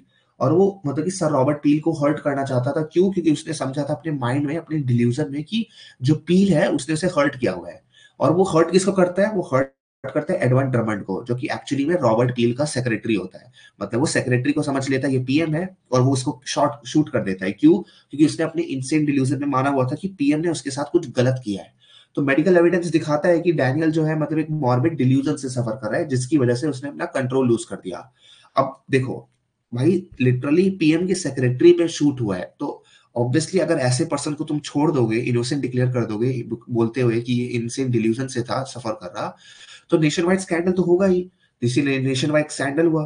तो 15 जजेस के बेंच बैठी, मतलब लाइक 15 जजेस bench, and that is a pretty big bench. So उन्होंने फिर बैठी और उन्होंने मतलब कि एक 5 प्रिंसिपल्स निकाले जिनको फॉलो करना पड़ेगा, उसी को हम कहते हैं M'Naghten rules, right. तो पहला इन्होंने बोला कि every man is presume to be sane and possessing sufficient degree of reason until proof contrary. यानी कि देखो हम जब लाइफ में चलते हैं ना तो हमेशा एक प्रिजम्पशन फॉर्म करते हैं, मतलब there is no particular person who can ever do anything unless and until he has a presumption. अगर वो प्रिजम्पशन फॉर्म नहीं करेगा तो मतलब वो he will take endless amount of time to do anything. तो फॉर एग्जाम्पल मैं बताता हूँ, इसका एग्जाम्पल ले लो, चलो ठीक है। You are drinking a water, ठीक है, तुमने ग्लास में पानी लिया and you are drinking it. You are assuming that that water is going to be safe. तुम्हें पता नहीं है, you don't have the 100% surety that that water will be safe, but you will have to presume that it is safe unless it is proof contrary in the latter point of time, है ना। तो ये presumption है कि मतलब water safe है क्योंकि safe रहा है तुम्हारे लिए अभी तक, तो प्रिजम्पशन यहाँ पे फॉर्म हुआ। हमेशा हम एक प्रिजम्पशन फॉर्म लेके चलते हैं, उसके हिसाब से फिर हम उस प्रिजम्पशन कभी कभार ब्रेक हो जाते हैं जब दिखता है कि नहीं ऐसा नहीं था।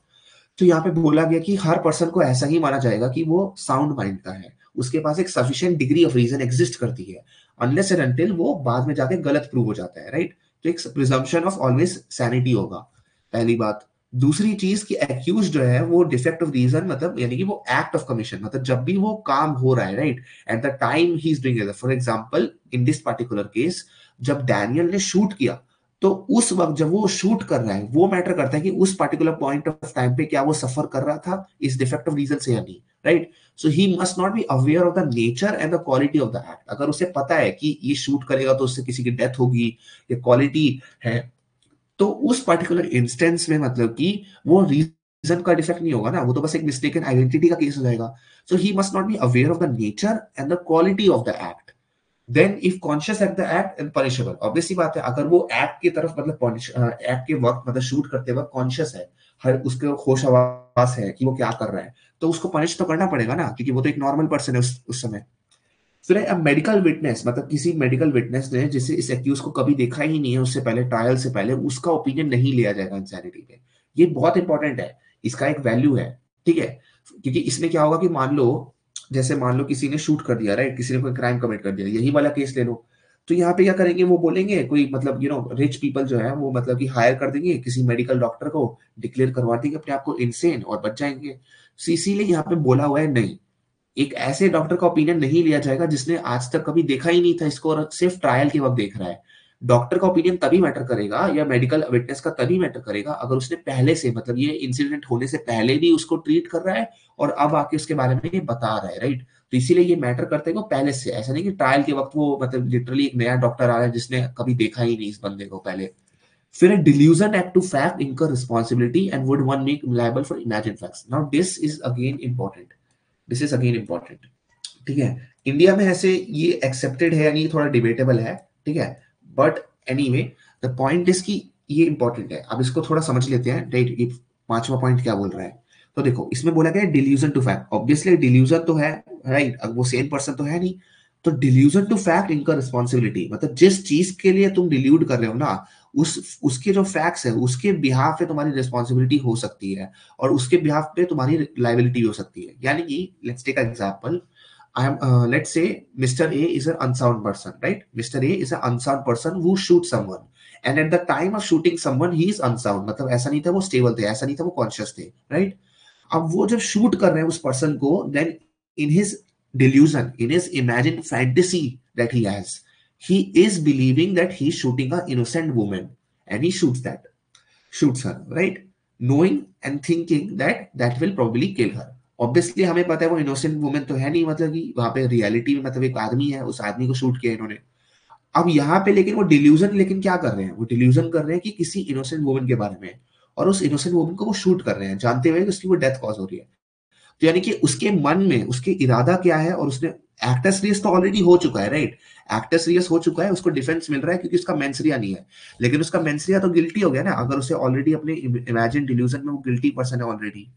तो इसीलिए अगर वो तुम मान लो कोई फैंटेसी में अपने आप को क्रिमिनल खुद ही पेंट कर रहे हो, तुम जान रहे हो और तुम ऐसे एक्ट कर रहे हो, तुम जानते हो कि वो क्रिमिनल एक्ट है, तो भले ही तुमने मतलब कि वो डिल्यूजन में हो, लेकिन तुमने जो एक्ट किया वो तो तुम्हारे मन में भी अब क्रिमिनल है ना, तो इसलिए उस पर्टिकुलर इंस्टेंस में तुम्हारी रिस्पॉन्सिबिलिटी उसी की तरह ली जाएगी। तो if you are an unsound person but if you are fantasizing like that you are doing an illegal act, then you are still doing an illegal act regardless anyway. You are aware that you are doing an illegal act, तो responsibility तो उसके लिए देनी पड़ेगी, तो इसीलिए liability उसके according place होगी यहाँ पे, right? तो इसीलिए ये बोला गया कि delusion as to fact इनका responsibility। तो जिस facts के according तुम delusion है, जिस facts के regarding तुम्हारा delusion है, उसके यहाँ पे responsibility होगी तुम्हारी। अगर तुम अपनी fantasy में गलत काम कर रहे हो तो तुम गलत काम करने के लिए पनिश किए जाओगे, जैसे तुमने गलत काम सोच समझ के किया है, right? So is that clear or should I go over it again? I can go over it again because see, this is very important to understand. You can say yes or no in the chat. Yeah, go ahead. Sir. Yeah, go ahead. Sir ये proof कैसे होगा कि उसने मतलब उसने तो अपने fantasise किया था ना, तो वो कैसे प्रूव होगा कि उसने फैंटेसाइज किया था कि वो इलीगल एक्ट कर रहा है? बिकॉज वो तो उसने माइंड में किया था, और वो उस टाइम मतलब साउंड है अनसाउंड है, वो पता कैसे चलेगा? वही तो प्रोसिक्यूशन का काम है। नहीं सर, मतलब उसने माइंड में जैसे फैंटेसाइज किया, ठीक है, और वो अनसाउंड है, तो ओके देखो, इसमें सिंपल देखो, अनसाउंड जो है ना, अनसाउंड मतलब एक लेबल है, राइट? एक लीगल लेबल है जो अटैच होता है आगे जाके। ये इस स्टेटमेंट को हमेशा याद रखना, ठीक है? Being unsound is not a defence, being unsound at the time of the act is a defence. Okay, so अगर पर्सन अनसाउंड भी है तो वो मैटर नहीं करता, उसको फिर भी हम लाइबल कर सकते हैं अगर वो टाइम ऑफ द एक्ट में मतलब कि वो साउंड बिहेवियर कर रहा है। जैसे फॉर एग्जाम्पल होता है ना, हम जिन पर्सन को कहते हैं यार ये देखो भाई इनके पास तो मतलब विजन नहीं है, अंधे हैं, right? They are not totally blind. मतलब there is very few people who are actually like totally blind. They still have certain level of like they can see, for example, maybe light, they can see shadow or something like that. मतलब they can see a little bit of photon particles. तो कभी भी पूरा कभी blank and white नहीं होता, लेकिन कि ये ब्लैक है ये व्हाइट है, ऐसा नहीं होता, हमेशा ग्रे एरिया होता है एक। तो सिमिलरली अनसाउंडनेस ऑफ माइंड में भी जब हम बात कर रहे हैं ना, तो कोई पर्सन कंप्लीटली अनसाउंड नहीं होता। मतलब होते हैं कुछ लोग, लेकिन बहुत पर्सन जनरली क्या होते हैं कि कंप्लीटली अनसाउंड हमेशा नहीं होते। तो अगर मान लो मैंने किसी पर्सन को आज डिक्लेयर कर दिया, let's say I am a medical professional and I am declaring someone as an unsound person, so it is not like मैंने अगर उसे अनसाउंड डिक्लेयर कर दिया तो मतलब कि वो 24 hour 24/7 for a week, for a month, for a year will continue to remain unsound. There will be often be a periods मतलब कि जब वो दिखाएगा लेकिन वो एक्चुअली में साउंड पर्सन की तरह बिहेव कर रहा है, because at the end of the day medical disease है ना। तो वो बहुत बार क्या होता है कि लेकिन साउंड भी होता है और अनसाउंड भी होता है, और बहुत बार क्या होता है कुछ पर्सन एक्चुअली में हमेशा आपको देखेंगे हंसते खेलते एकदम नॉर्मल पीपल की तरह बिहेव कर रहे हैं, लेकिन अचानक से कोई ट्रॉमेटिक इंसिडेंट हुआ या उस समय मतलब उस पर्टिकुलर इंस्टेंस में वो अनसाउंड हो गए, राइट? तो उस पर्टिकुलर इंस्टेंस में उसका ब्रेन कैसे रिएक्ट कर रहा है, of course it is very hard to prove मन में क्या चल रहा है, बट वही काम होता है प्रोसिक्यूशन का, मेडिकल डॉक्टर्स का।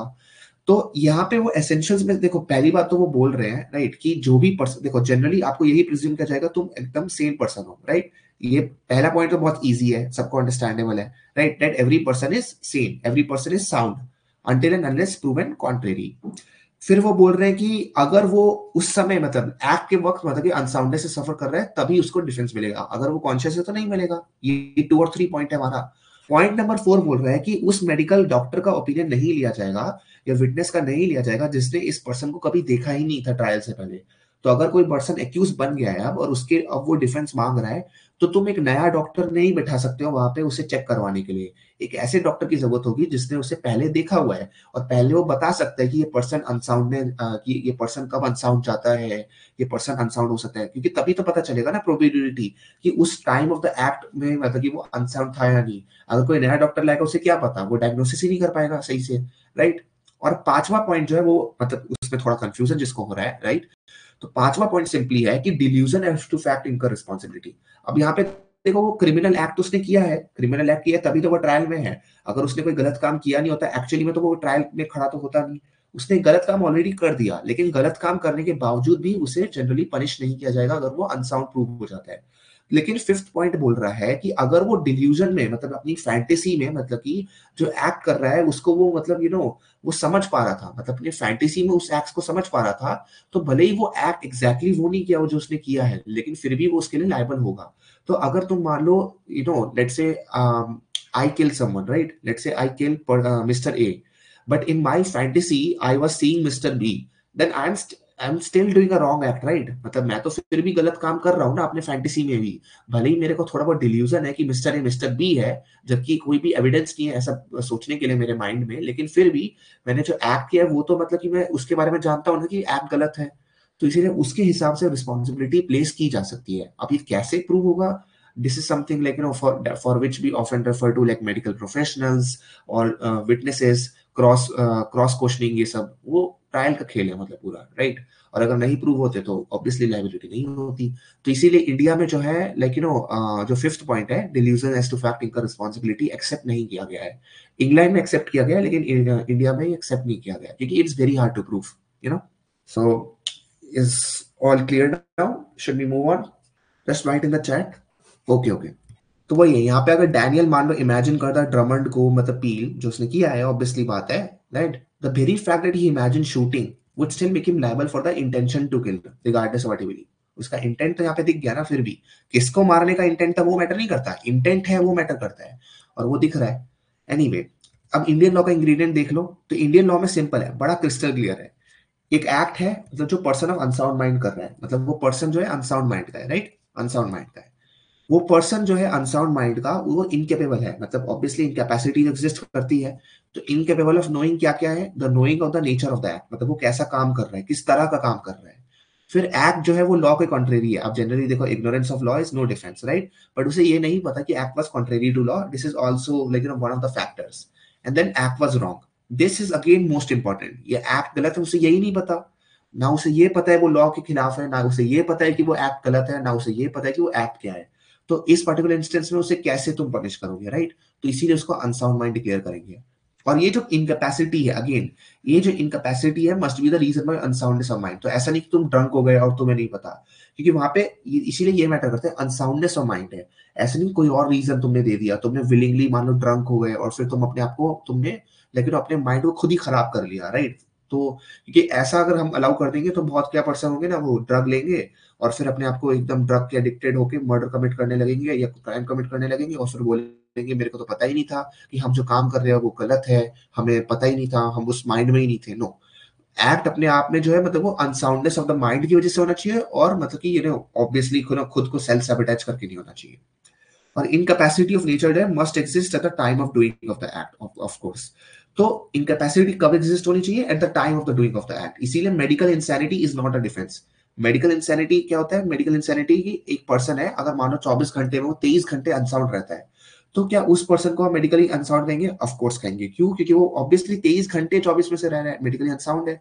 लेकिन लीगल इंसैनिटी नहीं है वो। लीगल इंसैनिटी तब होगी अगर वो गलत काम करते वक्त भी इंसेन था। अगर वो मान लो 1 घंटे जिस वक्त वो सेन रहता है उस वक्त वो काम करता है गलत काम, तब वो ऐसे ही ट्रीट किया जाएगा जैसे कोई नॉर्मल को हम ट्रीट करेंगे और उसको पनिश किया जाएगा, राइट? तो legal insanity is a defence, medical insanity is not a defence, right? Legal insanity defence, not medical insanity.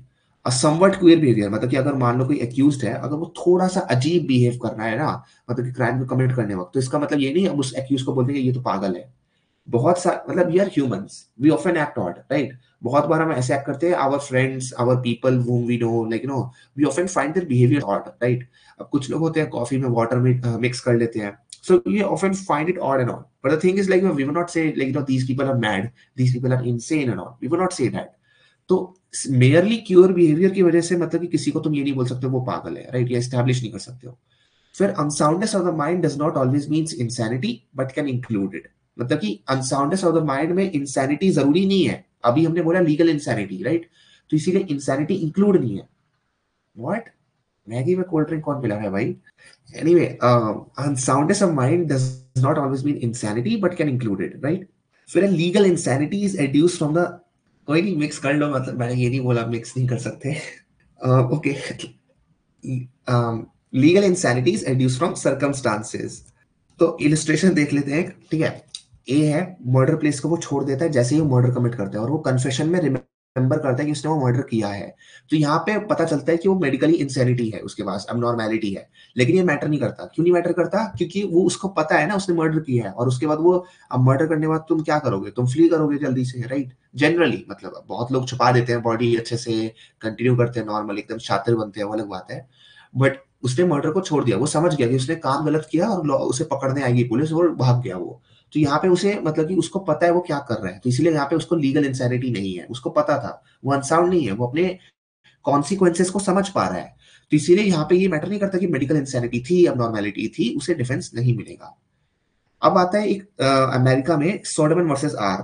America में नहीं है एक्चुअली, अमेरिका में डरम रूल है, ये हमारे में एक्सेप्ट नहीं है। देखो ये याद रखना, मैं बता रहा हूँ, एक्सेप्ट नहीं है ये, ठीक है, नॉट इन इंडिया, पहले ही लिख दे रहा हूँ, बाद में मतलब बोलना मत, गलत बताया भाई, ठीक है। This is not in India, okay, this is not in India. This is only one of the consideration जो हम ले सकते हैं, mitigating factor, but this is not a defence in India. Medical insanity का मतलब हो गया फॉर एग्जांपल जैसे शिजोफ्रेनिक इंडिविजुअल्स हो गए, या पर्सन जो पैरानोया से सफर करते हैं, तो उनको हम कहेंगे कि they are suffering from some kind of medical insanity. But जरूरी नहीं कि वो मेडिकल इंसैनिटी हमेशा परसिस्ट करे, मतलब it just is a normal और विच एग्जिस्ट और persist for a perpetual period of time उनमें। तो कोई पर्सन है वो अपनी एवरीडे लाइफ में मतलब कि Paranoia, panic attacks, anxiety, schizophrenia, delusions and so many other things से सफर कर रहा है, तो वहां पे वो मेडिकली इंसेन तो है, लेकिन हम लॉ में किससे कंसर्न है, लॉ में कंसर्न है हम कि वो eight the time of the act, eight the time of the commission of the crime, उससे मतलब कि वो अनसाउंड था या नहीं, उसको वो अफेक्ट कर रहा है या नहीं, राइट। तो इसीलिए मेडिकल इंसैनिटी की वजह से कभी कभार लीगल इंसैनिटी हो सकती है, लेकिन जरूरी नहीं कि अगर मेडिकल इंसैनिटी हो तो लीगल इंसैनिटी हो। तो इसीलिए medical insanity is not a defence, legal insanity is a defence, always remember that. तो इररेसिस्टिबल इंपल्स थ्योरी होती है एक सोडमन वर्सेस आर में।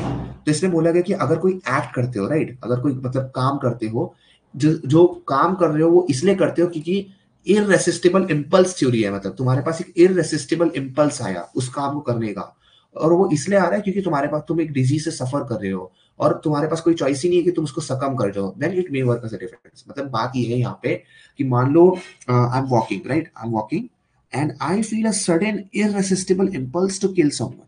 I feel a sudden irresistible impulse to kill someone. And I feel so because I'm suffering from a certain disease. So I have no choice. मतलब कि मेरे को ऐसा लग रहा है, लेकिन I literally can't move until I kill that another. I will not be satisfied at all. And I do that. तो उस पर्टिकुलर इंस्टेंस में हम जो है मतलब कि उसको डिफेंस देंगे और उसको चार्ज नहीं करेंगे।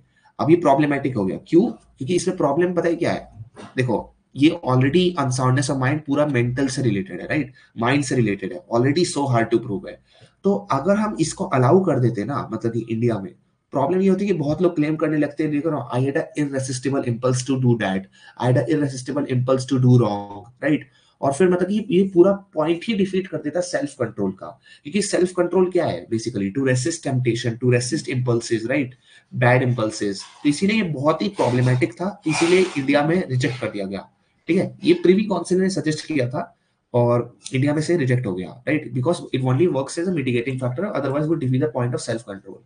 क्योंकि तुम कहां से प्रूव करोगे, है ना। या इंडिया में ऑलरेडी ऐसे भी बहुत ज्यादा जस्टिफाइंग बिहेवियर है, मतलब people do wrong things, people do wrong behavior and then they justify it by saying that the victim tempted them to do it, basically victim blaming culture you could say। तो अगर ये theory आ जाती तो victim blaming और increase होती, so that is why it's good that it was rejected in the India। फिर है हमारे पास डरहम रूल, ठीक है। डरहम रूल यूएस में एप्लीकेबल है। तो इसमें क्या होता है ना, इसमें मतलब कि एक प्रिंसिपल ले डाउन किया गया कि एक एक्यूज्ड है वो क्रिमिनली रिस्पॉन्सिबल नहीं है अगर उसका जो अनलॉफुल एक्ट है वो मेंटल डिफेक्ट की वजह से है, मतलब उसका जो भी अनलॉफुल एक्ट उसने अगर किया है वो मेंटल डिफेक्ट की वजह से किया है, तो उसको तुम चार्ज नहीं कर सकते हो। अब इस रूल को ना हमारे, अब ये याद रखना, दिस इज इंपॉर्टेंट, ठीक है, ये पैराग्राफ याद रख लेना थोड़ा, ये चेंज है। तो ये रूल जो डरहम रूल था ना हमारे यहाँ, कौन सा, do you mean irresistible impulse? Just clarifying once and I can repeat nausea. Okay okay, so let's take a example here, okay. यहाँ पे पर्सन नंबर ए है, मिस्टर ए है, ये मिस्टर बी है, सी है। इसको थोड़ा बेसिक से समझते हैं। So as we go through life, मतलब जैसे भी हम कुछ भी कर रहे होते हैं, we always have certain temptation, we always have certain urges, we always have certain needs, we always have certain impulses, right? For example, let's say you're right now listening to me, right now you are attending this lecture, but you may have an impulse to just click on the end live or end the class and just chill and relax and go to sleep. You have an impulse to do that, right? You may have an impulse to do that, but you don't do that. Why don't you do that? Because you self control yourself. You tell yourself ki I want to attend the class, I want to understand the concept because it will be important to me or may prove to be important to me in the future. You want to save your time, you want to use your time productively, but for example हम procrastinate करते हैं, procrastinate क्यों करते हैं? Because again we have an impulse to procrastinate, right? We have an impulse to laze off, we have an impulse to relax. तो impulses simply मतलब वो चीजें होती है, लेकिन जो मतलब इंस्टिंक्ट एक तरह से होता है, मतलब जो अर्जेस होती है हमारी बॉडीली अर्जेस, मेंटल अर्जेस। अब इरेसिस्टिबल इम्पल्स उन चीज को बोलते हैं कि जहां पे तुम रेसिस्ट नहीं कर पा रहे हो उन इम्पल्सेस को। तो बहुत बार क्या होता है, there are certain people who suffer from certain diseases, like for example some people are kleptomaniacs. So kleptomaniac are someone like who are generally take the things because they can't help taking those things. It's an actual medical condition. तो यहाँ पे वो, अब हम बोलेंगे stealing कर रहे हैं कमिट, राइट? और उनको पनिश किया जाता है, ऐसा नहीं है। But the thing is, like, they are doing it not because they want to necessarily do it. It's just that they suffer from the disease which makes them do it. But the point is it's very hard to prove, like कि कौन से impulses इसलिए exist कर रहे हैं क्योंकि वो diseases की वजह से, और कौन से इंपल्सेस इसलिए हैं क्योंकि वो पीपल, हाँ, वो पीपल बस एक ग्रेटिफिकेशन चाहते हैं, इमीडिएट सेटिस्फैक्शन चाहते हैं। तो ये जो है ना, मतलब कि प्रिवी काउंसिल ने जब सजेस्ट किया तो रिजेक्ट कर दिया गया इंडिया में, क्योंकि उन्होंने बोला कि अगर हम ऐसा अलाउ कर देते हैं, मतलब इसको हम मिटिगेटिंग फैक्टर कंसीडर कर सकते हैं, राइट? मिटिगेटिंग फैक्टर कंसीडर कर रहे हैं, यानी कि इन अ सेंस कि मतलब अगर ये ऐसा होता है, मान लो हमें पता चलता है एक्यूज जो है इस डिजीज से सफर कर रहा था, जिसकी वजह से उसके पास इररेसिस्टिबल इंपल्स आया, जिसकी वजह से उसने गलत काम किया है, तो हम उसे थोड़ा बेनिफिट ऑफ डाउट दे देंगे, उसे कम पनिशमेंट देंगे, ठीक है? लेकिन अगर इसको ऐसा डिफेंस इटसेल्फ बोल देंगे तो बहुत प्रॉब्लम हो जाएगा, क्योंकि बहुत लोग फिर क्या करेंगे कि मर्डर कमिट करेंगे या किडनैपिंग कमिट करेंगे या असॉल्ट करेंगे, और फिर वो बोलेंगे कि we did it because we feel tempted to do so, we did it because we felt irresistibly मतलब impulse and we could not control it. So self control क्या होता है? Self control is all about managing the urges, managing your impulses itself and all. So self control का पूरा point ही defeat हो जाएगा अगर हम मतलब कि इस थ्योरी को अलाउ कर देंगे as a defence. That is why it was rejected in the India. Is that clear now? Like the explanation और द ओके ओके। फिर डरम रूल। तो डरम रूल मतलब कि जैसे मैंने अभी बताया ना, इंडिया में medical insanity is not a defence. So in US in the Durham rule medical insanity is sometimes considered as an defence in itself. वही है डरम रूल हमारा, ओके? मतलब डरम रूल लिटरली कह रहा है कि अगर तुम कोई काम कर रहे हो और तुम मतलब मेंटल डिजीज से सफर करते हो तो तुम मतलब पनिश नहीं होगे। हाँ, okay, I don't see how that is related here. Anyway, so यहाँ पे न्यू प्रिंसिपल ले डाउन किया गया कि मेडिकल इंसैनिटी मतलब कि देखो, मैंने अभी तक बताया ना, इंडिया में medical insanity is not a defence, and generally सारी कंट्री में I think it's not a defence. But Durham rule में क्या होता है ना, यूएस में माना गया कि it is a defence, legal insanity. तो लीगल इंसैनिटी तो डिफेंस है ही हर जगह, और मेडिकल इंसैनिटी भी एज अ डिफेंस है। अब क्या होता है बीएनएस में, अब देखो ये पहला ड्राफ्ट के बारे में बात कर रहा हूं मैं। Initial draft of the BNS जब रिलीज होता है ना, तो उसमें अनसाउंडनेस ऑफ माइंड को ये लोग रिप्लेस कर देते हैं। अनसाउंडनेस ऑफ माइंड को किससे रिप्लेस करते हैं ये लोग? बोलते हैं कि मेंटल इलनेस से। मेंटल इलनेस से लिटरली रिप्लेस कर देते हैं, और इसमें वो रेफर करते हैं मेंटल हेल्थ केयर एक्ट को, 2017 वाले को। तो उसमें बहुत सारी प्रॉब्लम्स हो जाती है, तो इसलिए वो फाइनल ड्राफ्ट में क्या करते हैं, ओल्ड डेफिनेशन को रिस्टोर कर देते हैं। क्यों? अब देखो, अगर ये मेंटल इलनेस मान लो रिप्लेस कर देते, राइट, मतलब ये रिप्लेसमेंट रहने देते, तो पहली दिक्कत तो ये होती है कि इसकी वजह से एम्बिट बहुत ही बढ़ जाता, और दूसरी वजह से ये होती है कि लेसन हो जाता स्कोप। अब मैं बताता हूँ कैसे। देखो, अगर अनसाउंडनेस ऑफ द माइंड को हम मेंटल इलनेस से अगर रिप्लेस कर देंगे, तो पहली बात तो हम क्या रिकॉग्नाइज कर रहे हैं यहाँ पे, medical insanity is by itself a defence, है ना? लीगल इंसैनिटी मैटर ही नहीं की eight the time of the commission of the act, unsoundness matter नहीं कर रहा। हमने बस ये बोला कोई आदमी आज से अगर मेंटल इलनेस से सफर कर रहा है तो उसे हम डिफेंस दे रहे हैं सिंपली, बाय डिफॉल्ट, बाय इप्सो फैक्टो। सो इससे बहुत ही ज्यादा स्कोप बढ़ गया ना, मतलब कि इसीलिए स्कोप बहुत बढ़ गया, तो इसलिए इसको हटाना जरूरी था, रिस्टोर करना जरूरी था। और दूसरी चीज क्या हुई, इसकी वजह से स्कोप लेसन भी हो गया। तो बहुत बार क्या होता है, बहुत लोग मतलब मेंटल इंसैनिटी से मेडिकल इंसैनिटी नहीं होती, लेकिन कभी कभार क्या होता है, at the particular instant of the doing the wrong they suffer from unsoundness of mind, right? वो मोमेंट में भी होता है। तो उस पर्टिकुलर इंस्टेंस में वो लोग तो चले गए, मतलब वो उनका जो अनसाउंडनेस ऑफ माइंड था उस पर्टिकुलर इंस्टेंस में, जो मेडिकल में कवर नहीं हुआ है, मेडिकल फील्ड कवर नहीं कर रहा है, तो वो लोग तो एक्सक्लूड हो गए ना। तो इसीलिए ये बहुत ही प्रॉब्लमेटिक हो जाता। इन्हें इसीलिए मतलब कि रिस्टोर कर दिया डेफिनेशन। इन्होंने बोला नहीं, ये एक्चुअली में इंप्रूवमेंट नहीं होगा, इसकी वजह से उल्टा और दिक्कतें आएंगी, राइट? और मतलब स्टिग्मा बढ़ेगा मेंटल, ये अनसाउंडनेस ऑफ माइंड वाले जो प्रोविजन है, क्योंकि इसके अराउंड एक स्टिग्मा भी है। लोग बोलते हैं कि लाइक लोग इसका अब्यूज करते हैं, तो स्टिग्मा बहुत था इसका। तो इसीलिए इन्होंने रिस्टोर कर दिया। तो ये याद रखना कि इन्होंने इनिशियल ड्राफ्ट में मतलब मेंटल इलनेस रिप्लेस किया था, इसे मेंटल हेल्थ केयर एक्ट को रेफर किया था, लेकिन अब जो मतलब द प्रॉपर बीएनएस है उसमें वही है, डेफिनेशन वही है। Okay, so just keep that in mind. Should we go to practice now? Just couple of questions, easy peasy, you know. If you have any doubts, you can ask, of course, or otherwise we can just move on to practice. Yeah, go ahead. Sir doubt है एक, Hmm. जैसे example दो friend है, ठीक है, कुछ भी मान लो नेम ए बी, तो होता है कुछ ऐसा, जैसे वो जो फ्रेंड है, ए फ्रेंड है, वो बी को ड्रिंक करवा देता है, ठीक है, और Okay. फिर जो बी पर्सन है वो मर्डर कर देता है किसी और का, लेकिन Hmm. उसने खुद ड्रिंक करके नहीं किया। तो अगर वो खुद ड्रिंक करता तो उसको नॉलेज होती कि मैं ड्रिंक करूंगा फिर मतलब मर्डर करूंगा तो वो रॉन्ग होगा, लेकिन वो हाँ, अवेयर नहीं है। तो यहाँ पे उसको क्या मिलेगा, डिफेंस मिलेगा कि नहीं मिलेगा, बिकॉज वो तो उसके फ्रेंड ने पिलाई है उसको एंड देन उसने मर्डर किया है। डेफिनेटली मिलेगा क्योंकि उसको फोर्स किया है ना एक तरह से, मतलब उसके, अगर उसके फ्रेंड ने उसे उसके नॉलेज के बिना उसे ड्रंक करवाया है, तो उसे डिफेंस मिलेगा। लेकिन अगर सिर्फ मान लो उसने फ्रेंड के पीयर प्रेशर की वजह से खुद ड्रिंक किया तो नहीं मिलेगा। ओके सर, अगर वो मतलब उसको खुद को अवेयर नहीं है कि उसके फ्रेंड ने जानबूझ के नहीं पिलाई है हाँ हाँ, तो। मतलब अगर फोर्स ड्रिंक किया है, उसे पता नहीं उसने क्या ड्रिंक कर लिया, तो मिलेगा। और वो भी हर केस में नहीं मिलेगा। लाइक फॉर एग्जांपल चलो मर्डर में मिल जाएगा, ओके, बट फिर भी उसे शायद say for example I think like some way we could still charge him, I think with sir कल्पेओल होगी रेप सब। में।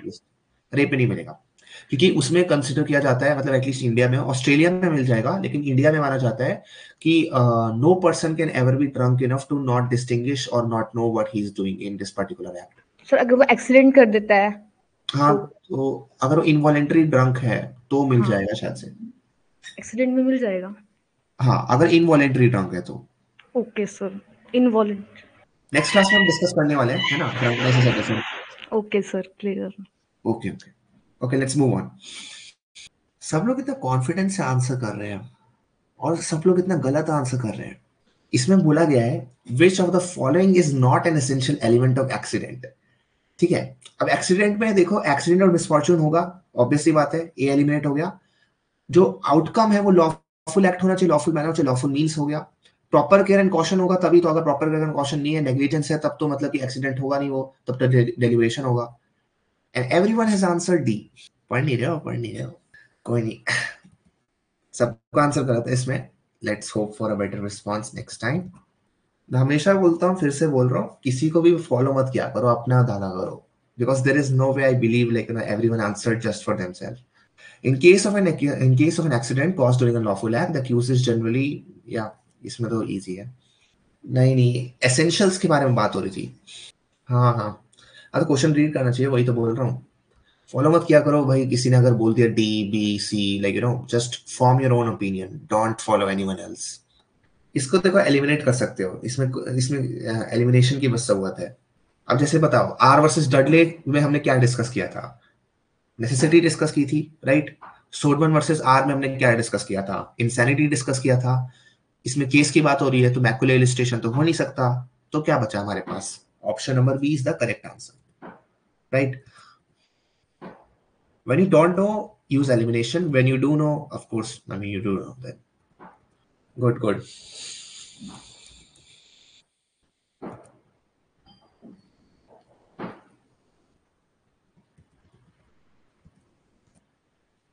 No, not all cases are important. R versus Dudley is important. R versus Dudley is important. And हमने जो M Norton वाला पढ़ा, R versus Sodman is important. Good good. अब यही बताओ, इंग्लिश लॉ में क्या होता है?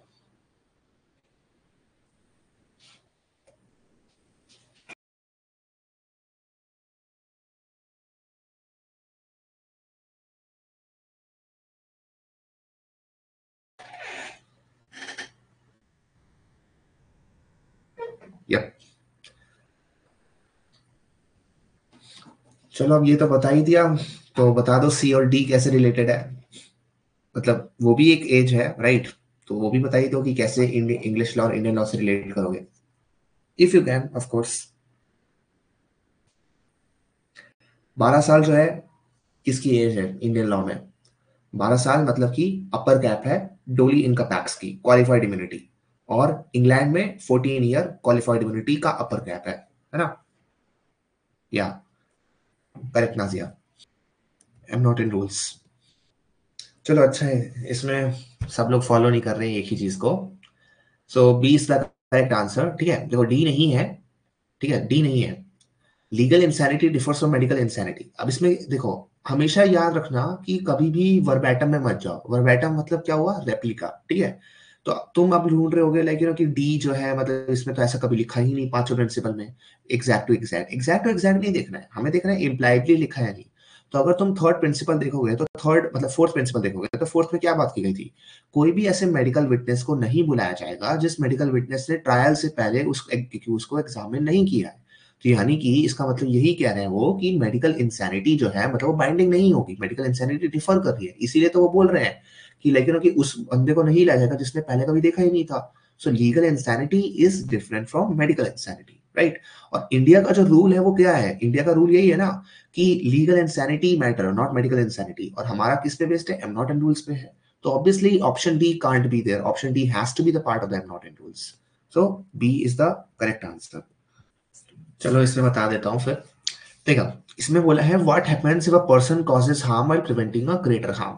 अब इसमें प्रॉब्लम क्या है कि एक्ट इज कंप्लीटली एक्सक्यूज नहीं हो सकता, ठीक है। ऑप्शन नंबर ए, क्यों नहीं हो सकता, क्योंकि it is also a moral statement, right. For example let me give you an example, ठीक है। I consider that I may destroy a country to save the world. Now in this अगर हम इस मैक्सिम के according जाएंगे, I am preventing a greater harm, right. Right, I am preventing a greater harm by causing a certain harm. तो ये general statement है। अगर इसको मैं मतलब कि कंप्लीटली बोल दूं इसकी वजह से कि सब कुछ सही है, सब कुछ मतलब लीगली वैलिड डिफेंस हो जाएगा, तो प्रॉब्लम हो जाएगी, राइट।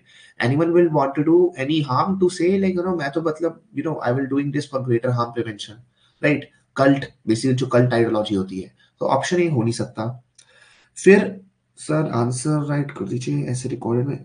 देखो आंसर लिखा हुआ है, answer like you will get in the PDF anyway, you will get the PDF answers in the PDF, don't worry. Anyway, so ठीक है, the person is liable for the harm cause, तो obviously अगर person liable है तो मतलब कि point ही defeat हो गया, राइट। उसे डिफेंस देने का फायदा क्या अगर पर्सन को लाइबल प्लेस कर रहे हो, तो इसलिए ऑप्शन बी नहीं हो सकता। ऑप्शन डी इसलिए नहीं हो सकता because like the person will face lesser punishment, ये बात नहीं है। हम जो डिफेंसेस के बारे में बात करते हैं, डिफेंसेस का मतलब ये नहीं कि रिड्यूस करना पनिशमेंट को, डिफेंसेस का मतलब ये है कि एक्सक्यूज करना कंप्लीटली, बट एक्सक्यूज कैसे करेगा, तो हमें एक और कंडीशन चाहिए उसके लिए जो हमें ऑप्शन नंबर सी में मिलती है, गुड फेथ में, तो इसलिए option number C is the correct answer. या प्रीवियस लेक्चर का जो पीडीएफ था, I did I not write there, okay, I will see to that, okay, I will send you the answers attached to that, don't worry, okay। but ये वाले PDF में है, मतलब ये वाले लेक्चर में तो है सारा आंसर्स, साइड बाय साइड है। चलो सबका अच्छा है। 6 year old child causing damage कहीं भी मतलब कि नहीं होगा, option A eliminate. 12 year old knowingly commits a crime। A 14 year old stealing in England, right. सबने ऑप्शन सी बोला है। क्वालिफाइड इम्यूनिटी हमें चाहिए, ठीक है। A 10 year old committing theft without understanding its consequence। Qualified immunity कहाँ मिलती है, क्वालिफाइड इम्यूनिटी वहीं पे मिलती है मतलब कि जहां पे कोई अंडरस्टैंड नहीं करता कॉन्सिक्वेंसेस। तो हमें क्वालिफाइड इम्यूनिटी चाहिए, तो वो ऑप्शन नंबर बी में ही तो मिलेगा, ऑप्शन नंबर सी में कैसे मिलेगा, क्योंकि 12 year old वो नोइंगली कमिट्स अ क्राइम, उसको तो लायबल करना पड़ेगा ना। Similarly 14 year old stealing in England, again he is of the age. Option C कैसे हो सकता है, you can tell me and I can dispel it, because option B is seemingly the only correct answer. 7 to 12 है qualified immunity की as, है ना। और option number B में ही सिर्फ एकमात्र ऐसा ऑप्शन है जिसमें वो कॉन्सिक्वेंसेस को अंडरस्टैंड नहीं कर रहा है, राइट। मेच्योरिटी नहीं है, इसलिए वहीं पे उससे क्वालिफाइड इम्यूनिटी मिल रही है। That is why option B is the correct answer. कोई नहीं, पहला टाइम है, अगली बार नहीं होगा, है ना। जो भी मतलब मिस्टेक्स हो रहे हैं, you just have to ensure you don't make them again. चलो ये वाला तो हो गया, तो ये वाला छोड़ देते हैं, right. Necessity does not justify homicide, R versus Dudley में बोला गया था, right. Self preservation is not the highest priority. So, if you have any doubts, you can tell. Of course, you can also text later. And that's it for today, guys.